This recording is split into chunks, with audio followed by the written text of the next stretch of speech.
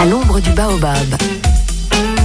Un grand plaisir de vous retrouver à l'ombre du baobab ce mardi matin pour parler de Juillet Danse, une manifestation qui a commencé le 11 juillet, qui se poursuit jusqu'au 16 et qui se déroule à l'espace Danse à Fribourg. C'est à la route du Jura. Pour en parler, je salue Tonia Schilling, la responsable d'espace Danse. Bonjour à vous, Tonia. Bonjour. Ça va bien ? Oui, très bien, merci. Super, on va parler ensemble de ce festival Juillet Danse. J'aimerais juste avant que vous nous présentiez l'invité avec lequel vous êtes venu ce matin, Richard Caboret. Alors, je suis très heureuse. Je suis venue justement avec Richard Caboret. Il est danseur dans les compagnies Gilles Jobin et Philippe Serre. Et je suis très contente que j'ai pu le gagner pour cette première collaboration. Le gagner, c'est joli comme expression, Richard. C'est très joli. Elle vous a gagné. Oui, un petit peu. Oui. Alors, voilà, comme d'autres aussi que j'ai invité pour la première fois, on a vraiment un programme qui est magnifique avec des personnes très compétentes qui donnent des stages cette semaine et puis qui se rencontrent dans un atelier entre les professeurs et d'autres professionnels. Alors, on va mettre les choses dans l'ordre. On va commencer par le début, par dire que c'est la 3e édition de Juillet Danse, Tonia, mais c'est la première qui est complètement dédiée à l'Afrique, à sa musique et à sa danse. Oui, alors tout à fait. J'ai décidé pour cette 3e édition de revenir à ce qui me tient très très au cœur, ce qui est vraiment ma danse, ma spécialité. Alors au fait, c'était le but de rendre un petit peu attentif les gens à combien de styles, enfin comment la diversité est immense de styles de danse qui ont au fait leur source, leur racine dans la danse africaine. Alors c'est une chose, on y pense plus forcément quand on voit les styles qui viennent de l'Amérique.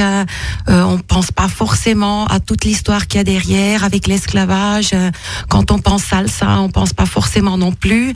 Alors là, j'ai décidé de vraiment proposer des styles qui ont cette racine commune, un petit peu en hommage aussi à l'Afrique, à cette richesse artistique énorme. Alors Richard, pour vous, c'est aussi vraiment important que les gens connaissent mieux la danse africaine et d'élargir un petit peu le savoir. Oui, c'est très important parce que pour vous expliquer que je viens de dire que la danse africaine reste un peu dans les salles avec des profs qui donnent leurs cours, qui des percussions, qui ça reste dans les fêtes.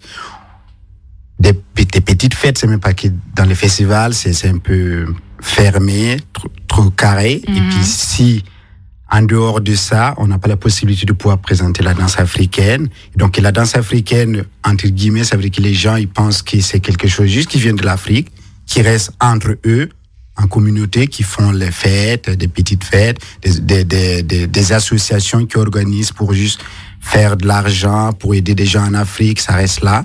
Et pour nous, c'est vraiment très important que les gens puissent comprendre aussi que la danse africaine ne reste pas juste entre les Africains ou des gens qui sont juste intéressés pour la danse africaine, mais d'aller un peu plus loin, d'aller découvrir comme aussi la danse africaine, comme la danse contemporaine, comme aussi la danse classique et plus allant plus loin que ça, quoi. Alors, on vous a bien compris, Richard, c'est trop cloisonné pour l'instant. Tonia, vous enseignez la danse africaine. Vous ressentez, les gens ont plein de clichés comme ça par rapport à la danse africaine ? Oui, justement. Par exemple, moi, j'enseigne la danse afro-contemporaine. Donc, on peut peut-être une fois discuter un peu de la diversité. Moi, souvent, je dis qu'il n'y a même pas de danse africaine, il y a des danses africaines. Ouais. Et puis, on peut peut-être faire des groupes, parler des danses traditionnelles africaines. Et puis là, la diversité, c'est énorme. Quand on va à l'intérieur d'un même pays, sûrement tu vas me confirmer, Richard, c'est parmi les ethnies, il y a les styles, c'est extrêmement différent. Et puis moi, souvent, je fais la comparaison, de prendre la danse, par exemple, de comparer la danse des Maasai avec une danse, qu'est-ce qu'on pourrait prendre je sais pas, je prends des CR du Sénégal. Je dirais que la différence, elle est comme entre le classique et le hip-hop. Ça, il y a des mondes. Et pour les danses, vu que ça vient de l'Afrique, il y a des percussions et puis voilà, ça bouge et puis on pense que c'est ça. Enfin, alors c'est vraiment très très très peu connu ce qu'il y a vraiment derrière. Et puis ici, je dirais, bon, ça dépend encore à quel pays, dans les pays, mais en Suisse notamment, on connaît beaucoup les danses de l'Afrique de l'Ouest. et je précise, des mandingues avec les djembés. C'est ça qui est un peu connu, mais c'est sûr que il y a encore beaucoup plus. Toute petite partie. Oui, c'est vraiment une toute petite partie. Richard, comment ça se passe en Afrique? Effectivement, elle a raison, Tonia, il y a combien de danses africaines? Il y a autant de danses africaines qu'il y a de peuples et d'ethnies? Il y en a énormément. Par exemple, si je parle du Burkina Faso, qui est né là-bas, déjà il y a 70. Le Burkina Faso, il y a 70 ethnies. Oui. Et donc, il y a toutes sortes. De chaque village, on ne se ressemble pas par rapport aux mouvements et la manière de faire les choses et les fêtes et l'organisation. Et puis, on ne parle pas la même langue aussi. Bien sûr, il y a le Mouré qu'on parle beaucoup, il y a le Djolo aussi, il y a du Gourou aussi, et donc je ne vais pas tous les citer ici, mais il y a différentes langues, il y a différents mouvements et différentes manières de faire des choses. Donc, il y en a énormément. Mais même pour moi, il y a des choses que la danse africaine en Afrique, il y a des choses que j'aimerais découvrir encore plus. Parce que bien sûr, je suis né là-bas, mais je n'ai pas tout appris. Évidemment. Et donc, ici, ça veut dire il y en a beaucoup qu'on peut pouvoir transmettre à des gens, quoi. Est-ce qu'il y a malgré tout un dénominateur commun de toutes ces danses, une base commune qu'on retrouve, sur laquelle s'appuie chaque danse? Non, c'est comme je viens de dire, parce que comme il y a plusieurs ethnies, ça veut dire que chaque village a la manière de bouger, a la manière de faire des choses, donc ça fait que chaque village a ses choses, comme des choses qui reviennent à chaque fois. Donc les villages vont pas laisser leur coutume d'aller faire aussi les autres, mais par contre ils se retrouvent, bien sûr s'il y a des fêtes comme ça, ils se retrouvent, ils s'amusent, il y a l'échange qui est là, quoi. Ouais. Je trouve ça génial, Tonia, non, d'entendre chaque village a sa manière de bouger. Ouais. C'est formidable, oui, ça veut rien dire en Suisse, mon Dieu. Oui. Peut-être qu'on peut dire de choses communes dans la danse traditionnelle, c'est ce que je dis souvent aussi, c'est que c'est le contexte justement culturel, traditionnel, donc que avec les pas, il y a un rythme qui est avec, il y a des chants qui vont avec, il y a originairement même des différents pas pour les hommes, des différents pour les femmes. Enfin, tu me complètes, Richard. Et puis, oui, c'est vraiment des choses que c'est pour ça quand on dit danse africaine, ça veut dire quoi? Alors, c'est vraiment énorme ce qu'il y a derrière et ce qu'il faut aussi comme connaissance derrière.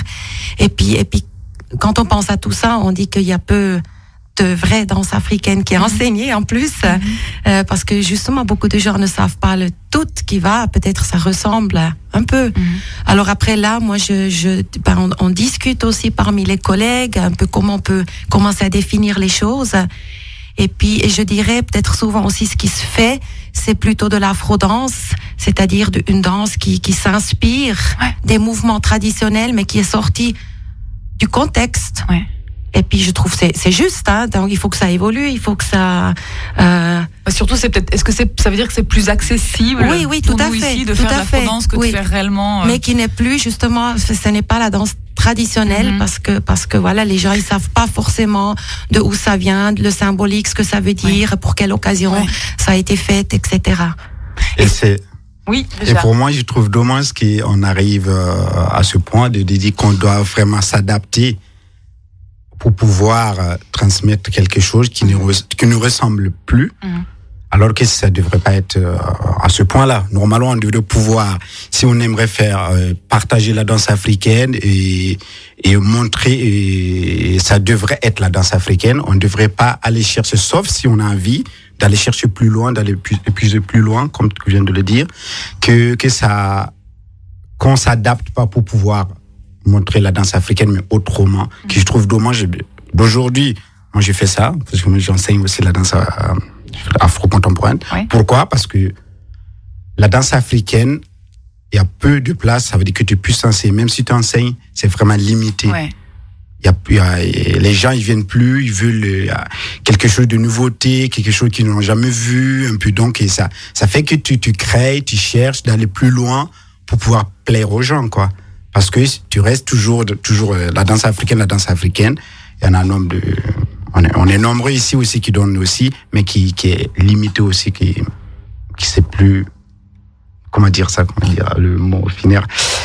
Que je trouve dommage, quoi. Ouais. C'est ça que je veux dire, ouais. Donc, il y a un regret de devoir. Il y a un regret, en tout cas. De moi, en tout cas, je pense que c'est, même l'Afrique aussi. Même l'Afrique, les gens qui dansent la danse africaine, ils le font plus. Si tu veux vivre que de ça, tu es obligé de t'adapter et de chercher d'autres formations ou d'aller plus loin que la danse africaine pour pouvoir être programmé en Europe, pour pouvoir voyager, même pour travailler avec les chorégraphes ou des gens qui sont de l'Europe. Tu es obligé, si tu restes avec la danse africaine, tu resteras en Afrique avec la danse africaine. Ouais. Bien sûr, c'est beau aussi de rester ça. Mais si tu veux vivre de ça et tu veux aller plus loin... Donc il y a une évolution obligatoire. Voilà quoi. Pourquoi ? Parce que les gens ont plus le temps d'écouter le côté spirituel du pourquoi on danse, parce qu'il faut aller vite, parce qu'il faut que ça change tout le temps.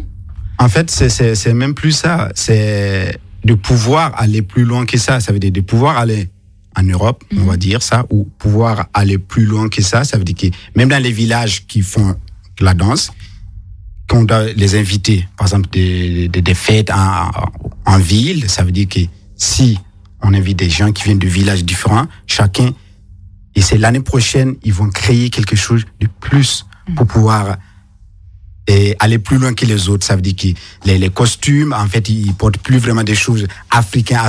J'essaie de changer un peu les costumes. J'essaie de faire la musique, ça change un peu. Donc tout, quoi, même entre eux. Donc déjà, même en Afrique. Même l'Afrique, déjà, il y a l'influence déjà qui est ça. Parce que si tu aimerais qu'on vous invite encore une autre fois, il faut faire la différence, quoi. Donc c'est ça qui Est-ce que vous avez peur que les traditions soient en train de se perdre ? Vraiment ? Si.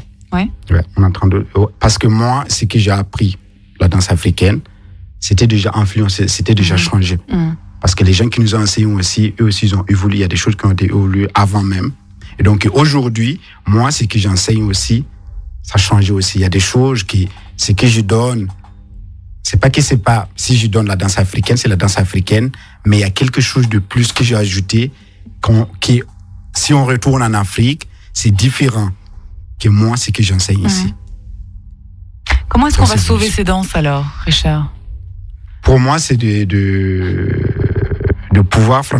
pouvoir être clair. Ça veut dire de faire une formation. Ça veut dire que peut-être je fais un peu méchant de dire ça, parce que je trouve qu'il y a des gens aussi qui donnent des cours, en fait, qui sont obligés de donner des cours qui sont pas des vrais profs, des gens qui viennent de l'Afrique, peut-être je suis un peu trop, mais qui veulent pouvoir survivre. Oui. Bien sûr, ils ont eu à danser un peu, ils sont nés en Afrique, on est avec la danse. Si on est en Afrique, dans les villages, tu danses et tous ces trucs-là. Et donc, arriver ici, il a une possibilité de pouvoir donner des cours, donc ça commence comme ça, entre guillemets, que les gens, ils donnent des cours. Et donc, aujourd'hui, on n'arrive pas à vraiment faire la différence entre des professionnels et des gens qui donnent des cours juste pour survivre. Et donc, on doit faire la différence entre ça et des gens vraiment qui veulent vivre de ça ou qui c'est leur passion, qui font que ça. Donc, ça veut dire de pouvoir faire, de faire une formation, comme de trouver quelque chose qui est un diplôme ou quelque chose qui garantit la qualité, voilà, et de ne pas donner à la possibilité à tout le monde, quoi. La chose. Tonia, voilà, quoi. Encore une fois, on n'a pas entendu ce que vous vouliez dire. Oui, pardon. Oui, justement. Donc, il faut entamer la discussion, il faut professionnaliser la chose, et puis oui, il faut qu'entre nous aussi, qui sont là-dedans, et voilà aussi un peu cette idée de cette semaine, de discuter, de chercher aussi à se définir. C'est ce que je disais tout à l'heure, de bien aussi définir ce qu'on fait. Justement, par exemple, être vraiment conscient. Moi, je donne maintenant, ou la personne, elle propose une danse traditionnelle précisément de telle ethnie.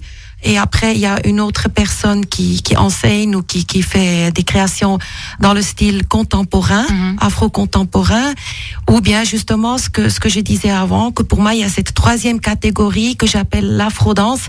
Je regarde toujours un peu Richard parce qu'en fait, on se connaît encore pas autant. On n'a encore pas eu beaucoup de discussions ensemble et je trouve c'est super chouette, c'est intéressant.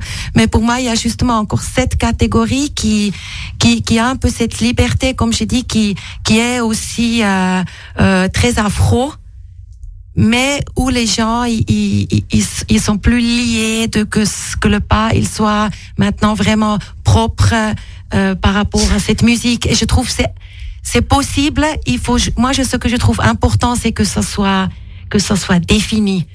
Qu'on raconte pas n'importe quoi, on est en train de faire ça, or que ce n'est plus du tout ça du tout. Ouais. Alors c'est ça que je trouve important, qu'il y a, comme par exemple ici, un espace, les discussions qui se font et qu'on commence à définir, et puis justement qu'il y a un peu un contrôle quand on doit chercher des moyens, qu'il y a un contrôle de qualité qui commence à se faire. En vous écoutant tous les deux, ce qu'il en ressort, c'est que l'image idéale, ce serait simplement, effectivement, de labelliser correctement les choses. C'est-à-dire, quand on fait de l'afro-danse, on sait ce qu'on fait et on sait qu'on n'est pas dans la pure tradition ancestrale africaine. Ouais. Et il faudrait qu'il y ait des gens aussi qui puissent donner des cours de danse ancestrale, je ne sais pas, mais en tout cas de vraie danse africaine, mais qu'on sache ce qu'on fait et qu'on sorte un petit peu des clichés. Voilà, absolument, c'est ce que je voulais dire, parce que c'est énorme. Je veux dire, moi j'ai l'étiquette, celle qui fait la danse africaine, et puis ça fait 20 ans que j'essaie d'expliquer, il y a ceci, il y a cela, et puis bon, j'abandonne pas, hein.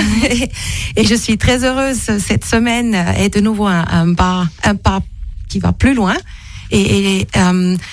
oui, donc c'est un chemin, je veux dire, ça existe dans des autres métiers aussi, dans des autres milieux, dans des autres arts, donc c'est une évolution qui se fait. Tout est touché. Mais je crois spécialement avec ce rapport avec l'Afrique, je crois vraiment que la chose est quand même plus compliquée, parce qu'il y a toute la complication entre l'Occident et l'Afrique, qui est mêlée dedans, ce que Richard il a fait allusion, voilà, pour que les gens puissent vivre, ça devient existentiel. C'est pas parce que c'est joli et parce qu'on a envie de faire son truc. Je veux dire, tous ces artistes, ils veulent survivre, ils doivent nourrir des familles. C'est pas, je crois que c'est ici des fois je dirais que être artiste c'est des fois un luxe. Parce qu'il y a des gens qui ont la chance ou qui décident de vivre peut-être modestement, de se débrouiller pour en arriver à quelque part. Et en Afrique, c'est vraiment un moyen de survivre. Et puis je me permets de dire aussi à cette occasion qu'on a Richard qui est du Burkina Faso, qui est un pays extrêmement pauvre dans l'Afrique déjà. Mais avec une richesse artistique, pas seulement au niveau de la danse, au niveau des films aussi, ce qui est peut-être un petit peu plus connu. Et moi, je trouve ça extraordinaire qu'avec ces conditions précaires dans ce pays, que les gens, ils abandonnent pas, et puis que qu'il y a cette richesse artistique qui ne cesse de évoluer avec les moyens de bord. Moi, je trouve ça énorme. Et voilà, je trouve d'autant plus, je trouve que c'est un bon exemple de dire que ça mérite vraiment enfin une place, ça mérite qu'on dépasse ces clichés, et puis surtout, je rentre dans la passion. Mais je vois, oui, je suis extrêmement sensible qu'il n'y a pas une nouvelle colonialisation qui se fait artistiquement, parce que justement les programmateurs, ils veulent certaines spectacles, parce qu'ils savent que ça passe. Je comprends tout à fait. On est tous dans la même situation. Il faut que ça marche. Chacun, il a ses conditions, ses choses. Mais j'avoue que des fois, je trouve vraiment limite, parce qu'on veut, je dois faire attention à ce que je dis, mais oui, on aime quand même voir l'Africain qui danse. C'est waouh, c'est physique, c'est beau, c'est athlétique. Je sais pas ce que tu dis, Richard, mais c'est toujours des clichés. Et puis moi, je trouve il faut dépasser cela. Il faut vraiment voir ce qu'il y a derrière. Il faut le détacher je vais même plus loin, de la couleur. Quand on donne vraiment une vraie place, justement, après, ça peut être que quelqu'un d'autre, comme par exemple moi, qui a maintenant adopté cet art. Je suis aussi née dedans par hasard, même si je viens d'ici, mais que justement que parce que c'est un moyen d'expression que j'ai choisi, comme d'autres choisissent un autre, et je constate que oui, il y a des autres métiers, c'est beaucoup plus facile.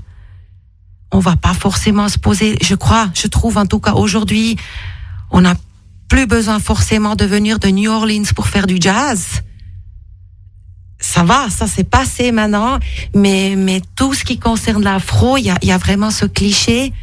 Et après, voilà, que ça doit vraiment rentrer dans un cadre comme on a envie de le voir. Compris, Tonia, qui s'est énervé un bon coup là derrière son micro. Coup de gueule ce matin. Richard, vous vouliez compléter encore? Oui. Moi, je vais compléter un peu quelque chose. Ça veut dire que de parler aussi un peu des chorégraphes, par exemple en Suisse, qui est en Europe aussi un peu partout, de pouvoir aussi de ne pas fermer vraiment les portes vraiment des danseurs qui viennent de l'Afrique ou qui viennent d'autres pays, en soi disant parce qu'ils ont eu de formations traditionnelles où ils n'ont pas eu assez de technique ou entre guillemets, voilà, qu'ils n'ont pas leur place. Donc ça veut dire que les CV déjà, il y a des auditions, déjà tu envoies ton CV il est déjà rejeté parce que là où on a passé des formations, tout ça, il n'y a pas assez, t'as pas assez de formations pour pouvoir rentrer dans les compagnies d'ici, et que je trouve que c'est pas vrai. Pourquoi? Parce que moi, j'ai fait l'expérience, parce que j'ai eu la chance que Gilles Jobin, qui m'a engagé, qui m'a donné cette possibilité-là, que je puisse pouvoir faire ça. Mais par exemple, si j'avais pas passé par là, je resterais dans les salles à donner des cours et tourner, alors que j'avais la possibilité de pouvoir faire quelque chose et d'aller plus loin que ça, quoi. Mais vous étiez formé, Richard, vous êtes passé par le Ballet National du Burkina. Oui, qui est la danse africaine. D'accord. Donc, ça quand même, voilà, j'ai eu cette possibilité de pouvoir, parce que quand je suis arrivé en France, après, j'étais ok, j'aimerais faire vraiment la danse contemporaine. Et puis, j'ai fait des cours en Afrique avec des chorégraphes qui sont venus de l'Europe, tout ça. Et j'ai vu ce style-là, j'ai dit, ouais, c'est ça que je veux, quoi. J'aimerais aller plus loin que ça. Et c'est grâce à ça que je me dis, voilà, il faut que j'arrive en Europe, quoi. Pour pouvoir faire ça en Afrique, tu peux pas, parce qu'on n'a pas des écoles, on n'a rien. On reste entre nous, les cours qu'on a. Il faut toujours des gens qui viennent de l'Europe pour pouvoir nous enseigner. Et puis moi, j'ai arrivé en Suisse. Bon, en France, j'avais pas la possibilité de pouvoir faire des cours parce que ça coûtait cher. Et puis, il faut vivre, il faut faire tout ça. Et j'ai eu cette chance de pouvoir venir en Suisse pour pouvoir faire ça, apprendre à danser. Bien sûr, des techniques qui me manquaient, et qu'on m'a donné cette possibilité que je puisse faire ce que j'aimerais faire, et ça a marché. Et donc pour moi, c'est vraiment quelque chose qui, les gens, ils devraient donner cette possibilité à ces danseurs et des gens qui viennent de là, même s'ils ont payé la même formation, ils ont la même manière de bouger, et l'interprétation aussi, c'est pareil. Donc ça, c'est un message pour les chorégraphes. Voilà. Merci, Richard. Messieurs, dames, on n'a même pas pris le temps d'écouter un peu de musique. Alors j'aimerais vraiment qu'on se quitte tout à l'heure sur un morceau de musique, mais maintenant on va rediriger un petit peu la conversation parce que c'est très intéressant. Et les portes sont ouvertes à la discussion, on le voit, et c'était aussi votre souhait, Tonia, à travers ce festival Juillet Danse. Mais maintenant, j'aimerais, pour nos auditeurs, parler un tout petit peu des cours qui sont donnés cette semaine, et puis des stages qu'on peut effectuer. Parce qu'effectivement, il y a Richard, mais il y a plein de collègues aussi, danseurs et profs de danse, qui sont là pour présenter différents styles de danse africaine. Oui, alors avec la racine dans la danse africaine. Voilà. Bien sûr. Faut de nouveau redéfinir la chose. Oui, alors effectivement, on a commencé dimanche avec 3 stages journaliers. On a commencé avec danseur ghanéen qui a proposé qui a enseigné une danse de guerrier traditionnelle du Ghana. C'était une très très belle ouverture aussi avec les musiciens, qui a vraiment énormément plu aux élèves. Ensuite, on a poursuivi avec un danseur de house c'était très joli. On a fait une découverte. Pardon, j'ai pas présenté le danseur ghanéen, c'est Michael Larbi de Berne. Ensuite, on a poursuivi avec Yvan Gendé de Genève, au fait qu'il est venu remplacer, parce que de dernière minute, il y a Vapson de Paris qui a annulé sa venue. Alors c'est un jeune danseur extrêmement talentueux, motivé, et c'était une très belle découverte. Après, on a terminé cette journée d'ouverture avec Tchekpodan Abetou, un Béninois qui vit en Allemagne, qui est danseur chorégraphe de renommée internationale. Il a ses propres compagnies, il dirige plusieurs festivals en Allemagne, et j'étais très honorée qu'il a accepté l'invitation. Et après, on a poursuivi la semaine avec des stages avec Youssouf Koli, qui fait aussi des danses traditionnelles mandingue et wolof. Donc mandingue, c'est une grande ethnie, c'est une famille d'ethnies en Afrique de l'Ouest. Les Wolofs, c'est beaucoup plus petit et c'est une danse très spécifique, le sabar. Je dis un peu pour les connaisseurs et pour que les gens ils se rendent compte, qu'il y a des noms derrière, il y a des techniques. Ensuite, on a une Cubaine, Anna de Berne, elle est déjà venue aussi à Juillet Danse quand on a eu des autres styles qui n'étaient pas forcément de source africaine. Elle fait la danse afro-cubaine et puis elle termine aussi chaque jour la soirée avec un stage de salsa solo, donc pas besoin de talent ni de partenaire parce que c'est toujours un problème. Ouais. Alors je lui ai demandé est-ce que tu serais d'accord d'eux. Elle a dit ah oui, c'est super, on va faire ça. Et puis ça a eu un monstre succès hier. Et puis bien sûr justement on a Richard qui fait la danse afro-contemporaine. Après je crois que c'est ça. Non, pardon. Et on a l'afro-pop avec Sylvia qui vient de l'Allemagne. L'afro-pop, donc c'est des pas de danse qui se dansent sur la musique moderne africaine face à la musique pop. C'est encore complètement autre chose. Alors les gens qui suivent ce cours sont bien préparés après pour la boîte africaine. Très bien. Alors comme c'est un petit peu compliqué pour les stages, les horaires et tout ça, moi je crois que le plus simple c'est qu'on renvoie les gens sur le site internet. Oui, absolument. Tonia, oui. Donc c'est www.juillet-danse.ch. Juilletdanse.ch, oui. Avec un tiret ou pas? Ok. www.juilletdanse.ch. C'est vrai que j'ai envie de demander si c'est des cours qui s'adressent à tout le monde ou est-ce qu'il faut déjà connaître un peu la danse? Non, tout à fait. On a pour tous les niveaux, donc pour les débutants et jusqu'à justement cet atelier que j'ai encore pas présenté. J'ai réservé une plage horaire pour un atelier de rencontre entre les professeurs et les professionnels. J'ai eu l'idée, quand j'ai fait les contrats, j'ai proposé à chaque professeur, est-ce que ça te dirait que je réserve une plage horaire pour qu'au lieu qu'on se rencontre autour du bar, on se rencontre une fois en dansant. Et puis j'étais aussi surprise en bien quel intérêt, quelle motivation ça rencontrait auprès des professeurs. Et puis, il est ouvert justement à d'autres professionnels en danse. Et on l'a fait hier pour la première fois. Et puis, je crois Richard me confirme, c'était une très très belle expérience parce que c'est pas évident, parce qu'on a une autre, justement, je reviens un peu à la définition des différentes groupes qu'on peut faire de danse. Un danseur traditionnel a absolument pas du tout cette façon de créer qu'on peut-être nous venant du contemporain, enfin de l'afro-contemporain. Et puis c'était pour moi un défi que chacun trouve sa place, prenne sa place. Et j'étais très heureuse. On s'est mis d'accord que c'est Tchek Podan Abetu qui est resté exprès un jour de plus. Ça l'a aussi intéressé de rencontrer les autres, qui a pris hier un peu il a dirigé cet atelier de rencontre et c'était une très très belle expérience. Très bien, merci beaucoup Tonia Schilling. On va se quitter avec l'artiste Rokia Traoré qui chante déjà depuis un moment sous notre conversation. On va l'écouter pendant encore une toute petite minute. Merci beaucoup Tonia, je vous souhaite une belle fête avec Juillet Danse. Je renvoie les gens encore au www.juilletdanse.ch pour les horaires des stages de cette semaine. Profitez-en à fond et je lance un très très grand merci à Richard Caboret aussi pour nous avoir raconté un petit peu ses points de vue. Merci Richard. Merci. Et bon séjour à Fribourg, à la prochaine fois.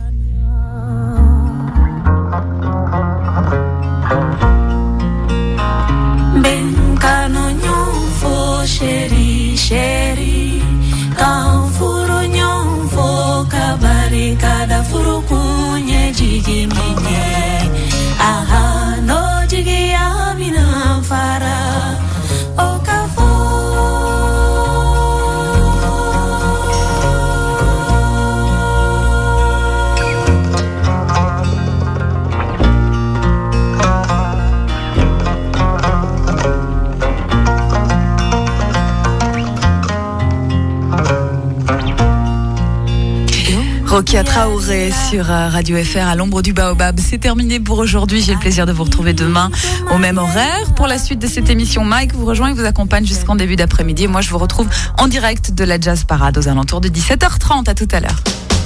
À l'ombre du Baobab avec Amael. Chérie, la toute nouvelle Alpha Giulietta est arrivée en diverses couleurs et modèles et livrable tout de suite. Enfin, alors allons maintenant au garage Klaus à Maria Hilf, près de Dudingen. Oui, chez Klaus, on peut tester tous les modèles d'Alfa Romeo et Lancia. Et on peut profiter de passer notre voiture au tunnel de lavage. Parfait. Tous les modèles Alfa et Lancia seront bien évidemment exposés dans le magnifique showroom du garage Klaus. Tu sais, l'expo est ouverte en permanence jusqu'au 18 juillet. GarageKlaus.ch 15 ans MediaMarkt, l'événement de l'année. Aujourd'hui, l'appareil photo numérique Olympus T112 millions de pixels au prix spécial anniversaire de 89 francs. Vite, les quantités sont limitées et c'est uniquement aujourd'hui chez MediaMarkt à Grange Paco. MediaMarkt, parce que